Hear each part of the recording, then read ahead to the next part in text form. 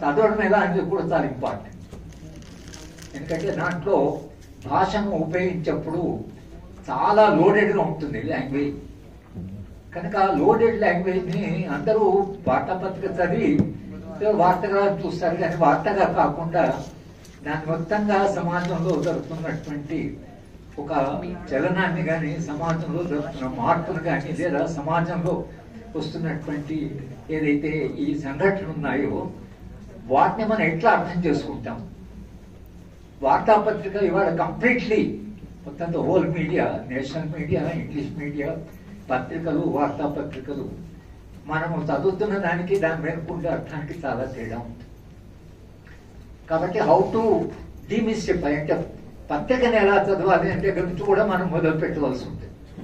పత్రికలో ఒక సంఘటన జరిగితే ఆ సంఘటనగా కాకుండా మానవ సంబంధాల్లో వస్తున్నటువంటి తీవ్రమైనటువంటి సంక్షోభం ఉందో ఆ సంక్షోభం రోజు మనం వార్తలు చదువుతుంటాం. ఈ వార్తలు చదువుతున్న సందర్భంలో కొన్ని అంటే హృదయ విదారకమైన అంటే కళ్ళ నీళ్ళు తెప్పించే వార్తలు ఉంటాయి.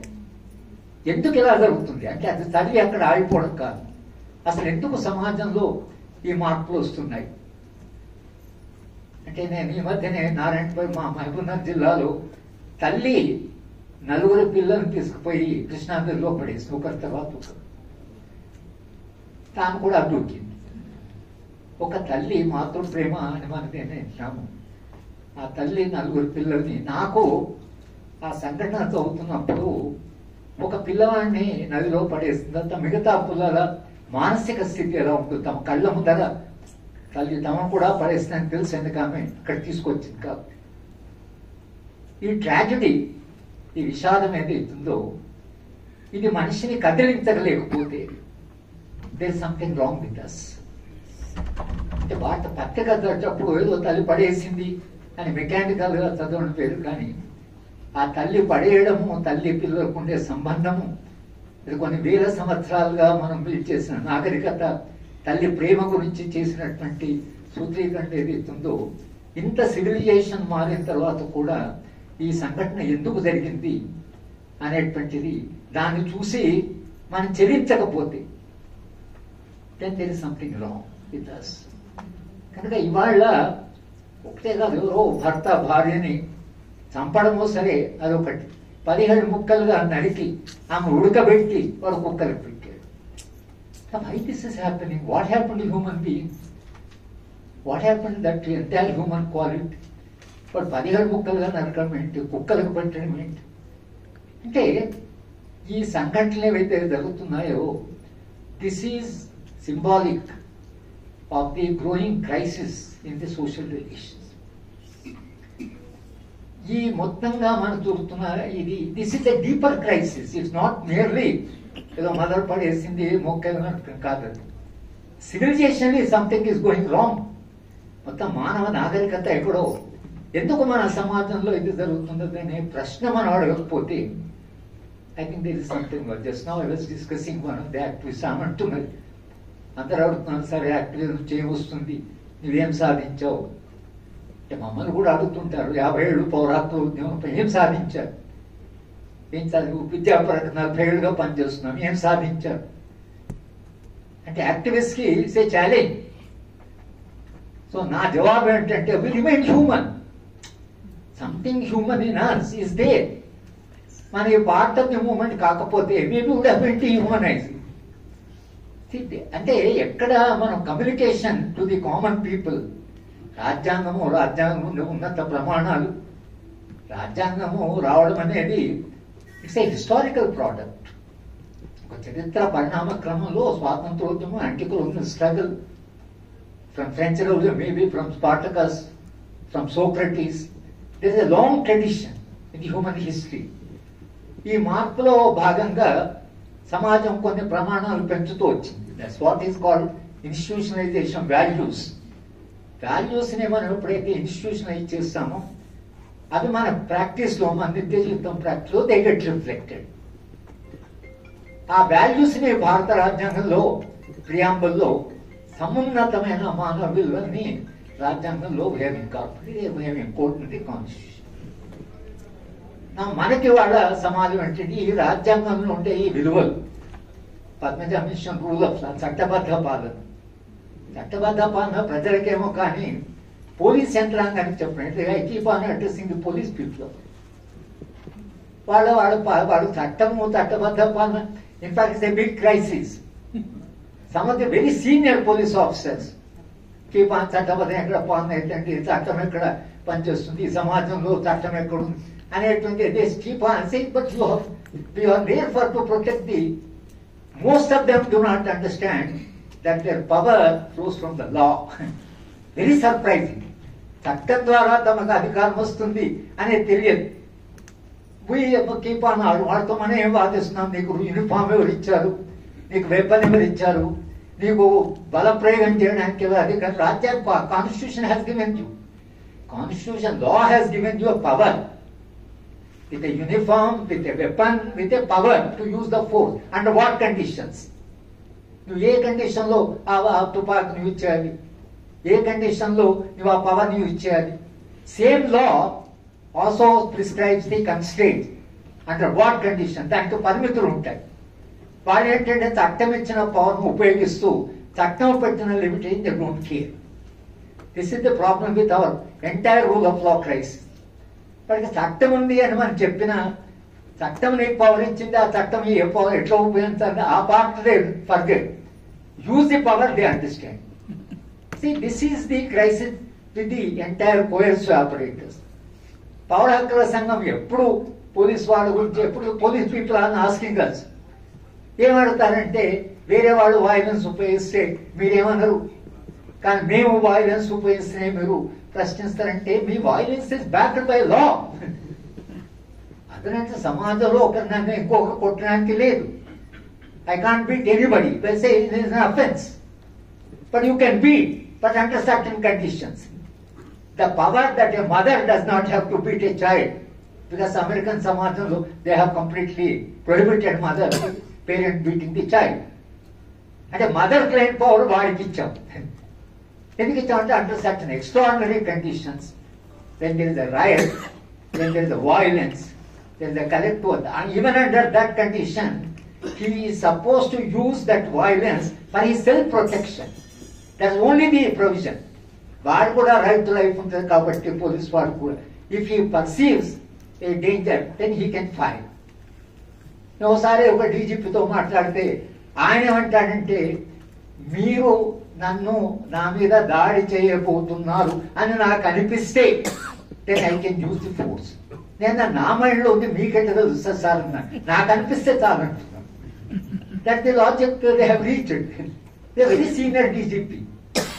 అంటే the understanding of the police. మాకు మానవ హక్కుల గురించి మాట్లాడాలి, రాజ్యాంగం గురించి మాట్లాడంటే one of the problem is the state operators which absolutely violate the rule of law. Under rare conditions, some sensible officers, because I teach human rights, one of the police officers attended our classes. And attend చేసిన తర్వాత he completed PG diploma in human rights. ఒకసారి కనిపించి he told me one interesting thing. ఆయన అంటే, sir I was handling a riot, ఏదో ride జరుగుతుంది, నేను firing order ఇద్దాం అనుకున్నాను, కానీ మీ లెక్చర్ నాకు గుర్తొచ్చింది.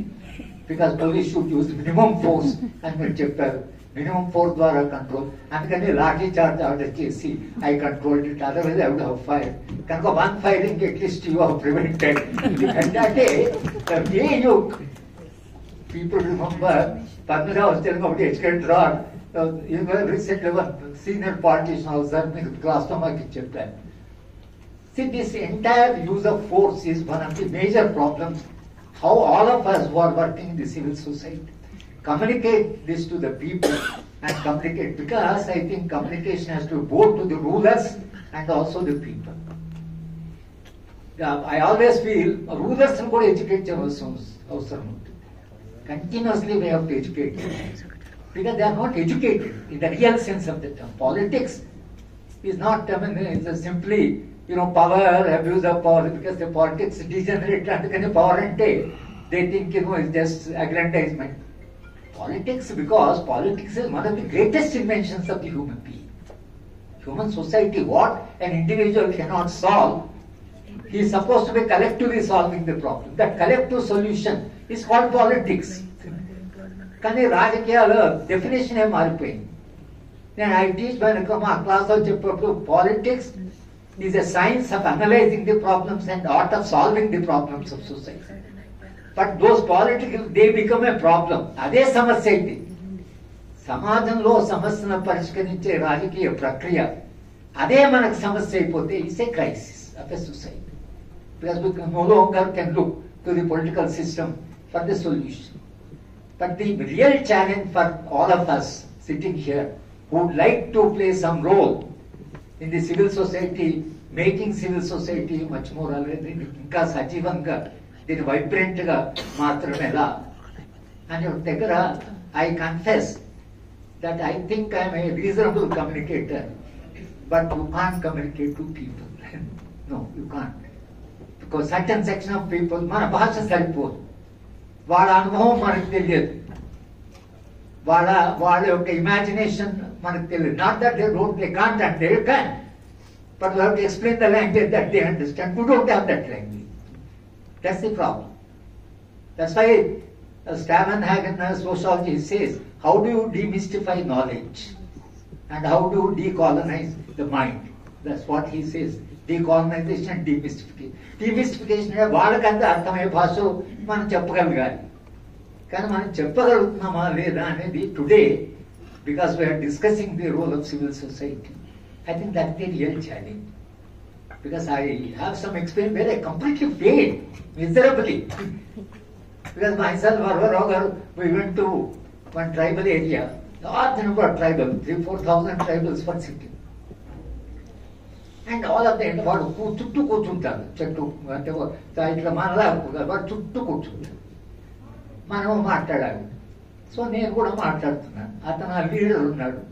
నేను అడిగాను, మరి మా భాష అర్థమవుతుందా, మేము కమ్యూనికేట్ అంటే ఆయన ఏమన్నాడంటే, మీ భాష అర్థం కాదు సార్, వాళ్ళు ఒకటి ఏంటంటే వీళ్ళు మన వాళ్ళు, వీళ్ళు మన కొరకు వచ్చారు, వీళ్ళు మన తరఫున మాట్లాడతారు, ఆ ఒక్క నమ్మకం చాలు. వాళ్ళకి అర్థమైనా కాకుండా మీరు ఎంతసేపు మాట్లాడినా సైలెంట్ గా కూర్చుంటారు. అవి చెప్పింది అర్థం కాకపోతే ఎట్లా అంటే, అర్థం కానీ వాళ్ళకి ఏంటో కొత్త విశ్వాసం. ఎవరో బయట నుంచి వచ్చారు, విశ్వవిద్యాలయంలో పనిచేసే వాళ్ళు వచ్చారు, వరవరావు గారు లాంటి వాళ్ళు వచ్చారు, మన తరఫునే మాట్లాడుతుండొచ్చు, మన మంచి కొరకే ఆ గౌరవం తప్పించి మనం చెప్పేదంతా వాళ్ళకు, బికాస్ వీ డోంట్ నో, ఆ ప్రపంచం వాళ్ళ ప్రపంచం మనకు తెలియదు. Same thing once I have Kadapa వెళ్తే lorry drivers May Day 800 truck drivers in Proddatur అని అందరినీ మొబిలైజ్ చేసి మా చేసినాడు. రాజ్యాంగం మీద మాట్లాడమన్నారు. మేడే రాజ్యాంగం. I don't know. ఇప్పుడు ఆ వాళ్ళందరూ చూస్తే నాకు సడన్ గా ఐ లాస్ట్ లాంగ్వేజ్. నేను అడిగాను, ఎట్లా మాట్లాడటం మా వాడికి, నాకేమో ట్రక్ గురించి తెలియదు, వాడికేమో రాజ్యాంగం గురించి. ఈ ట్రక్ డ్రైవర్స్ కి మేడే తర్వాత హక్కులు, రాజ్యాంగం, రాజ్యాంగ హక్కులు, how do you communicate? This is the challenge. నేను అక్కడికి చాలా బాధపడ్డాను. నేనేం చెప్పానంటే, సరే మీరు లారీ డ్రైవర్స్ కదా, మీరు బాంబే పోవాలంటే మీకు ఒక రూట్ ఉంటుంది, మీరు లెఫ్ట్ నుంచే నడపాలి, బండిని ఒక పర్టికులర్ దీంట్లో నడపాలి, మీకు బ్రేక్ ఉంటుంది, మీకు ఒక గేర్ ఉంటుంది, ఇవన్నీ ఉంటాయి.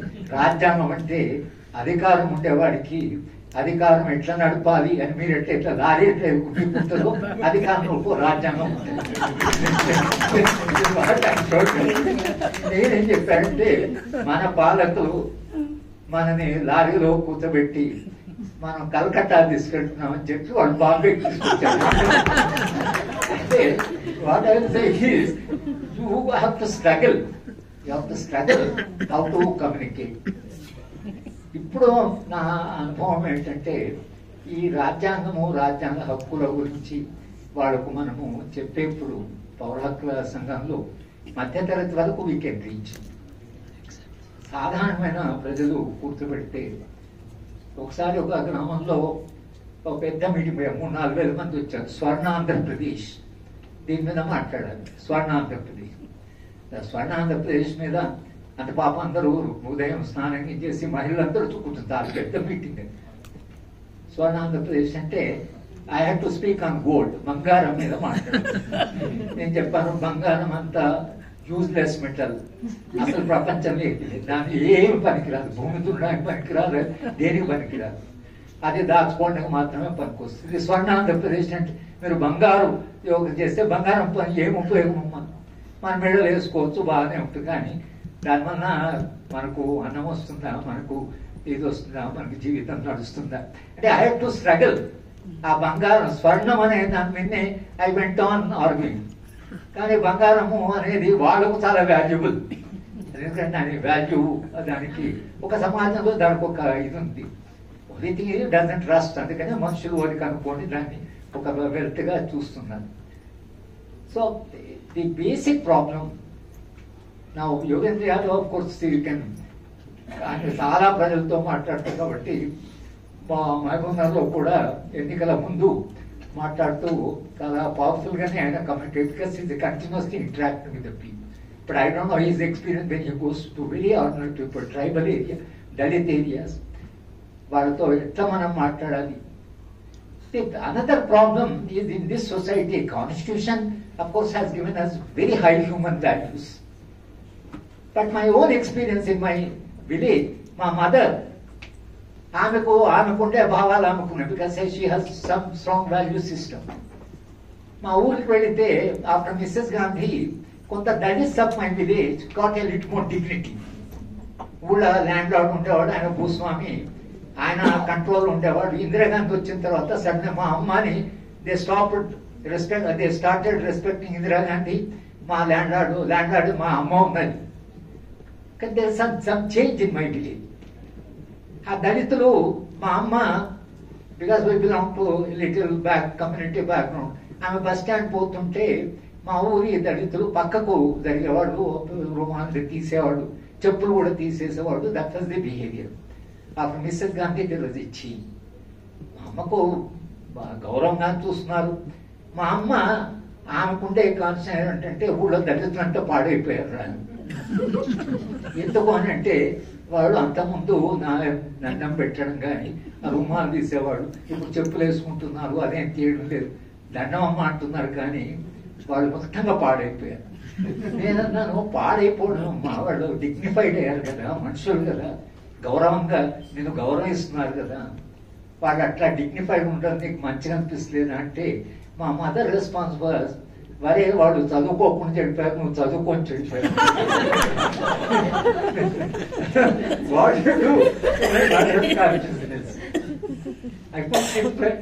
మదర్కి నేను కమ్యూనికేట్ చేయలేకపోయాను.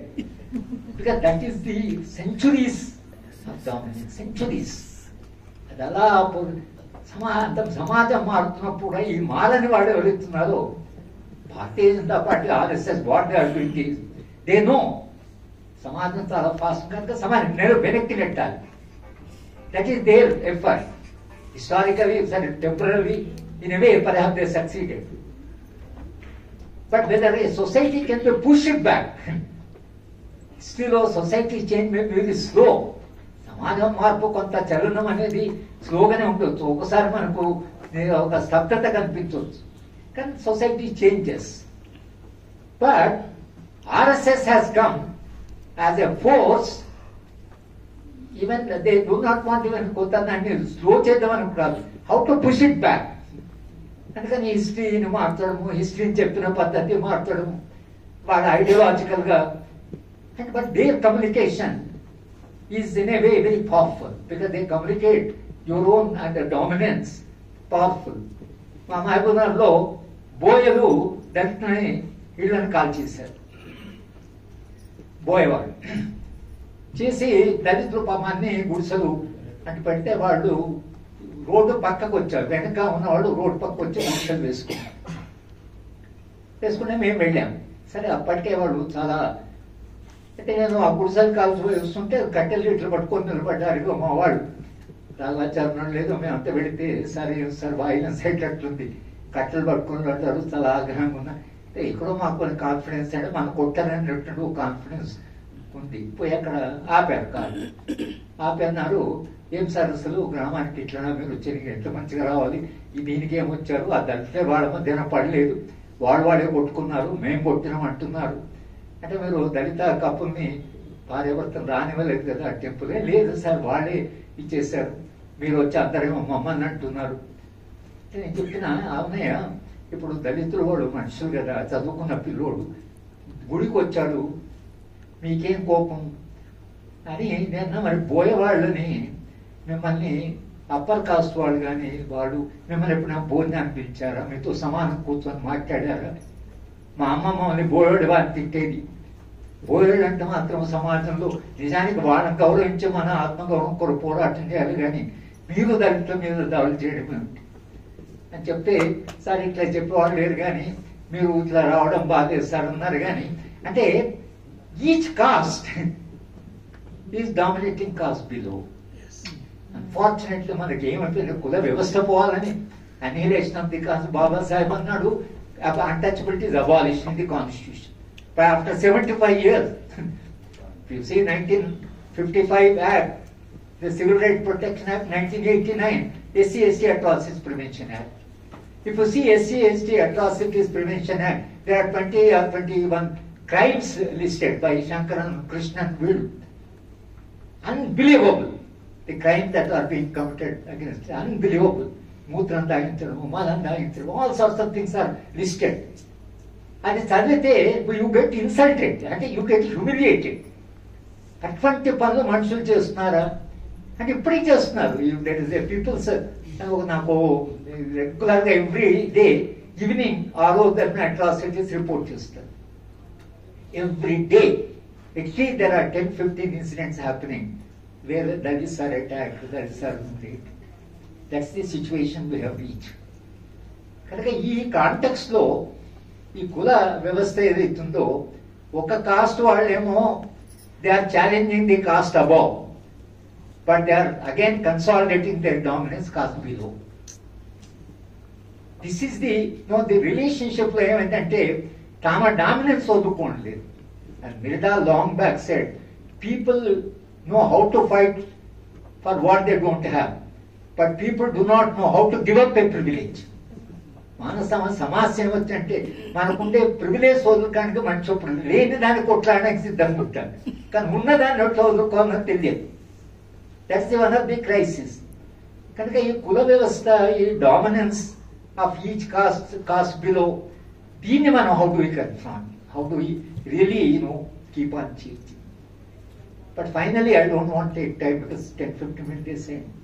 Finally what my own experience, మనము సమాజంలో చేయగలిగింది, when we keep on fighting, keep on writing, keep on talking, ఇది చేస్తుంటే చాలా మంది మా ఇంట్లోనే మమ్మల్ని అడుగుతుంటారు, 50 ఏళ్ళు పౌర హక్కులో పనిచేశారు, ఏం సాధించారు అక్కడ పౌర హక్కులని, మీరేం సాధించారు? 40 ఏళ్ళు విద్యాపరంగం, ఏం సాధించారు విద్యాపరంగం అంటే మనకు నిజం కూడా జవాబు కష్టం. ఎందుకంటే we don't see any visible change. Change is very slow. We don't know పౌర హక్కుల సంఘం లేకపోతే ఇంకా ఎట్లా ఉండేదో తెలంగాణ మనకు తెలియదు. పౌర హక్కుల సంఘం ఏం చేస్తుందో quantitative you can't say anything. కానీ one thing I would like to humbly appeal to the house is that in fighting for the rights or protecting for constitutional values, we may not క్వాలిటేటివ్లీ సమాజాన్ని మారుస్తామా గుణాత్మకంగా నాకు తెలియదు, కానీ మనం మనుషులుగా మిగులుతాం. You remain human. I think that message perhaps at this stage of history can convey బెటర్గా. డీహ్యూమనైజేషన్ ప్రాసెస్ నడుస్తున్నప్పుడు humanization is something which perhaps has a universal appeal. I have a feeling. బహుశా అక్కడ మనందరం కూడా మనం చేస్తున్న భిన్న రంగాల్లో పని ఏం సాధించాలంటే మనం మనుషులుగా మిగులుతాం. At least that can keep you your hope alive. అంటే మనం పని చేయడానికి ఇంకా అది మిగిలి ఉంటుంది, లేకపోతే సినికల్ అయిపోతాం. ఏం చేసినా ఏం కాదు అంటగా ఆ సినిసిజం పోకుండా the without losing the human with in us and humanizing the ourselves, humanizing society, humanizing. ఈ స్టేజ్లో రాజ్యాంగాన్ని కాపాడాలంటే రాజ్యాంగం it has a conception of a dignified human being, equal human being, free human being, a human being who has harmony in the society. అందరు కలిసి జీవించాలి, సమిష్టి జీవితం. అన్ని మతాలను గౌరవించాలి, మతాల మధ్యన సామరస్యం ఉండాలి, ఇది ఫ్రెటర్నిటీ, ఇది సచే. And Babasaheb Ambedkar said the freedom, liberty, equality and fraternity one reinforce the other. ఒకదాన్ని సాధించుకో ఇంకోటి సాధించలేము. This what he have written. బహుశా మనము ఈ స్టేజ్ ఆఫ్ డెవలప్మెంట్ లో తెలంగాణ అసలు we fought for it. Even Telangana movement, my own feeling is one failure of Telangana movement is let Telangana come. Telangana వచ్చిన తర్వాత చూద్దాం అనుకున్నాం. జయశంకర్ అయితే మీరు అంతగా నాతో అని నేను ఎప్పటి తెలంగాణ సార్ అంటే తెలంగాణ డాక్టర్ సార్ తెలంగాణ వచ్చినాక మనం ఉంటాం కదా సార్, సార్ ఇప్పుడు మన మధ్యాహ్నం లీడ్ కానీ మనం ఉంటాం కదా నేను. కానీ తెలంగాణ ఉద్యమ కాలంలో నేనైతే కంటిన్యూస్ గా I was raising this question public meeting లో, తెలంగాణ వస్తే అన్టచబిలిటీ ఉండదా, తెలంగాణ ఉంటే మనుషులు డిగ్నిఫైడ్ అవుతారా, తెలంగాణ ఉంటే మనకు సెక్యూర్ లైఫ్ ఉంటుందా, తెలంగాణ ఉంటే this what I use to raise in the public meeting. I will take a last example and stop. మేము ఒకసారి వరంగల్ నుంచి వస్తుంటే అమ్మాయిలు, ఇంటర్మీడియట్ అమ్మాయిలు తెలంగాణ అని ఒక కూర్చున్నారు. మమ్మల్ని కూడా ఆపారు. ఆపిన ఎందుకమ్మా తెలంగాణ? లేదు సార్ మన తెలంగాణ మనకు ఏమైతే తెలంగాణ వస్తే ఏమైతాం సార్ మన తెలంగాణ మనకు వస్తుంది. తెలంగాణ వచ్చినాక కట్నాలు ఉండవా, భర్త వేధింపులు ఉండవా, మీకు సమాన అవకాశాలు ఉంటాయి, ఏమో సార్ తెలియదు. నేను చెప్పిన మీరు పని చేయండి అమ్మా, ఇప్పుడు నోట్బుక్ పెట్టి మీ దారుణా టెంట్కి వచ్చే ప్రతి మగవాడిని నేను తెలంగాణ వస్తే నేను కట్నం తీసుకోను, నా బాధ్యత నేను గౌరవంగా చూసుకుంటాను, అటువంటి తెలంగాణ నాకు కావాలని చెప్పి అందరి సంతకాలు పెట్టింది. అంటే సమ్మెల్ కాంట్రిబ్యూట్. అంటే ఉద్యమ కాలంలో people are more ready to change. When there is a large movement, preparedness to change is higher.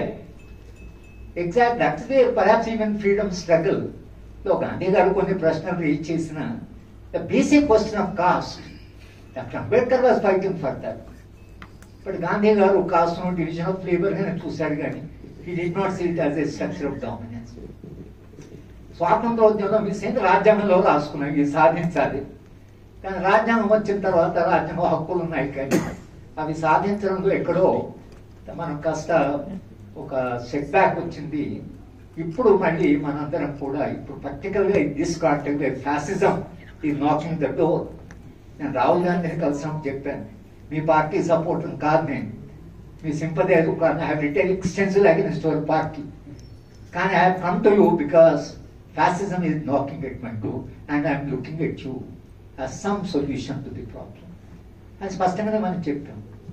Today మన ఈ ఫ్యాసిజాన్ని డిహ్యూమనైజ్ ఎదుర్కొన్న సందర్భంలో we have a very critical role for history and for future generation.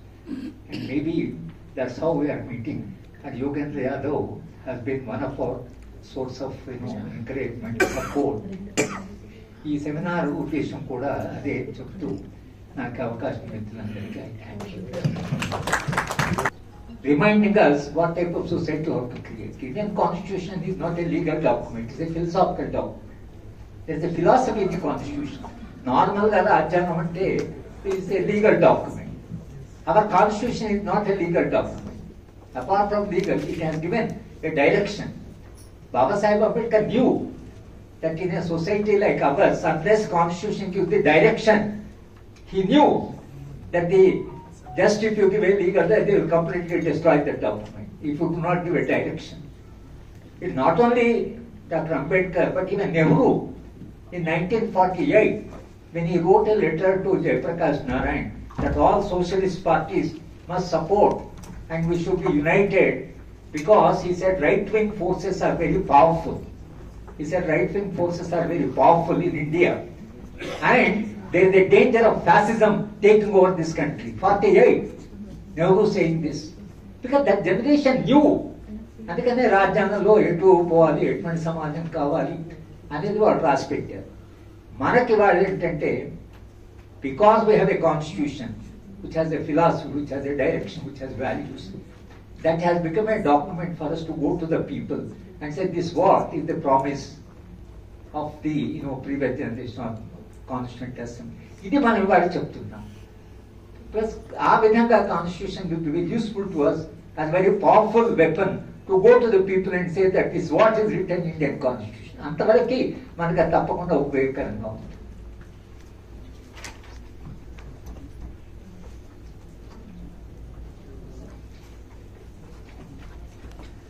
అంటే మేము చేయడము వాటి గురించి ఉన్న ఛాలెంజెస్ గురించి హర్గోపాల్ సార్ మాట్లాడారు. నాకు అనిపిస్తున్నది అంటే ఈ ఎన్నికల్లో ముఖ్యంగా ఒక చాలా ఫండమెంటల్ లెవెల్లో పీపుల్ కనెక్ట్ అవుతున్నారు అనే దానికి ఒక నమ్మకం అయితే వచ్చింది. అంటే మన రాజ్యాంగము మనని మన హక్కులను కానీ మన ఉనికిని కానీ రక్షిస్తుంది. అది డేంజర్ లో ఉంటే మనము వెంటనే మనకు ఒక బల్బు వెలగాల, ఏదో మనం కోల్పోతున్నాము కాబట్టి దాన్ని అర్థం చేసుకోవడానికి ట్రై చేయాలి అనే ఇదైతే ఒక మాస్ లెవెల్లో కూడా వచ్చింది. అది నాకు ఒక ఆపర్చునిటీగా అనిపిస్తుంది. అంటే ఒక opening that we can actually communicate at a much wider scale about ఈ రాజ్యాంగం ఎందుకు ఇంపార్టెంట్, విలువలు దాంట్లో ఉన్నవి ఏమిటి అని. అంటే రాజ్యాంగం అంటే ఒక పుస్తకం అనే కాకుండా దైనందిన జీవితంలో ఎట్లా ఉంటుంది అనేది. అంటే ఇప్పుడు ఈ ఎన్నికల సందర్భంలో కూడా తెలంగాణ ఎన్నికల్లో కూడా చూసాము, లోక్సభ ఎన్నికల్లో కూడా చూసాము. ఒక పార్టీయే కంటిన్యూస్ గా పవర్ లో ఉంటే, లేకపోతే ఒక నాయకుడు ఒక దొరలాగా మారిపోతే ఆ దొరని దించితేనే మనకి యాక్చువల్ గా లాభము అనేది, that is also fundamental understanding of constitutional value of democracy. So ఈ రకమైనది అయితే చాలా బలంగానే మనకి పీపుల్లో కనిపించింది. కాబట్టి ఆ విధమైన ఒక సింపుల్ లెవెల్లో ఏ విలువలు అయితే మనకి ఇంపార్టెంట్ అనేది మనం కూడా ఇంకొంచెం విస్తృతంగా తీసుకెళ్ళగలిగితే బాగుంటుంది. అండ్ దానికి మనం ఎట్లాగా ఒక ప్రోగ్రామ్ నిర్మించుకుంటాము పీపుల్ తోటి కమ్యూనికేట్ చేయడానికి, including secularism, including dignity and fraternity, everything అనేది మనం యాక్చువల్గా యాజ్ అ గ్రూప్ ఇక్కడ ఉన్న వాళ్ళందరూ కూడా ఆ రకంగా ఆలోచిస్తే బాగుంటుంది. దానికి ఇంకా వేరియస్ రూపాలు ఉండొచ్చు. అంటే కల్చరల్ కమ్యూనికేషన్ ఉండొచ్చు, లేకపోతే ఈవెన్ కరికులంలో కూడా ఒక module on constitution can be there which we can prepare, and then whichever schools are ready to adopt they can, and then if the government adopts then even better. So ఆ రకంగా మనం ఆలోచించి దీన్ని ఇంకా ముందుకు తీసుకెళ్ళడానికి ఇది ఒక విండో ఆఫ్ ఆపర్చునిటీగా నాకు కనిపిస్తుంది. Kiran has said about secularism. మేము ఏఆర్ దేశాయ్ గారి 65th బర్త్డే బాంబేలో సెలబ్రేట్, నన్ను బాలగోపాల్ కూడా పిలిచారు. Randhir Singh was presiding. Secularism మీద ఒక సెషన్ ఉంది. సో ఫైనల్లీ సంబడి ఇంత సెక్యులరిజం డెఫినేషన్ రాజ్యాంగాలు, సెక్యులరిజం అంటే కాంక్రీట్ గా చెప్పండి. Then Randhir Singh said both of us were in the armed struggle. Desai, myself were in the armed struggle. స్వాతంత్రం వచ్చిన తర్వాత మేము బయటకు వచ్చిన తర్వాత చాలా కాలం మేము కలవలేదు. కానీ చాలా కాలం తర్వాత ఎక్కడో కలిస్తే ఏఆర్ దేశాయ్ గారు నేను ఇద్దరము ఒకరినొకరు కౌగులించుకొని చాలాసేపు ఏడ్చామని చెప్పాడు. చాలాసేపు ఏడ్చాము.